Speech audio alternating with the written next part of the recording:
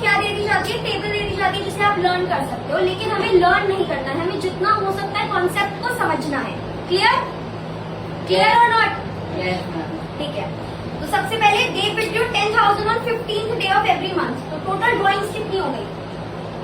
Total drawings हर महीने के 15th day को 10,000 विड्रॉ हो रहे हैं, तो पूरे साल में कितने विड्रॉ हो रहे हैं? ठीक है, रेट क्या दे रखा है? रेट ऑफ इंटरेस्ट 12% पर annum। आपको क्या निकालना है? Interest on drawings. You have to calculate this. To calculate this, first of all, you need to find out average time period.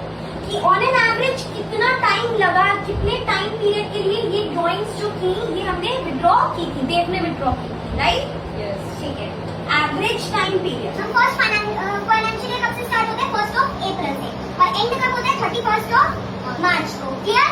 हमने फर्स्ट ड्राइंग जो करी है वो 15th डे को करी है, यानी कि हमने करी है 15 अप्रैल को, और हमने लास्ट ड्राइंग इसी तरह हमने 15 मई को करी होगी, एंड सो ऑन। और फिर हमने लास्ट ड्राइंग जो करी होगी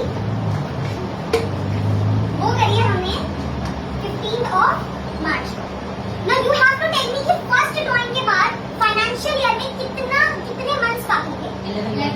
11.5। कैसे? मई से लेकर पूरे 31 मार्च तक तो 11 मंथ्स और आधा महीना अप्रैल का 11.5 मंथ्स बाकी है।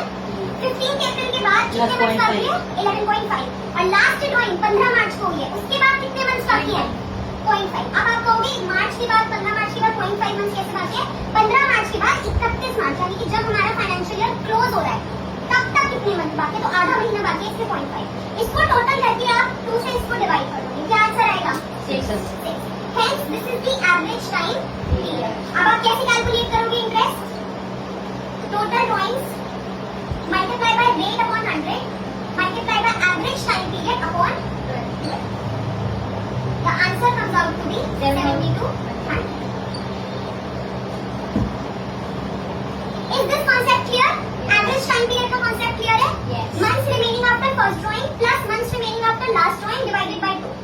ये आप किसी भी तरीके का क्वेश्चन आपके पास आ जाए इंटरेस्ट ऑन ड्राइंग्स के लिए, तो आप इस तरीके से एटीपी कैलकुलेट करके उसको सिंपली फॉर्मूले में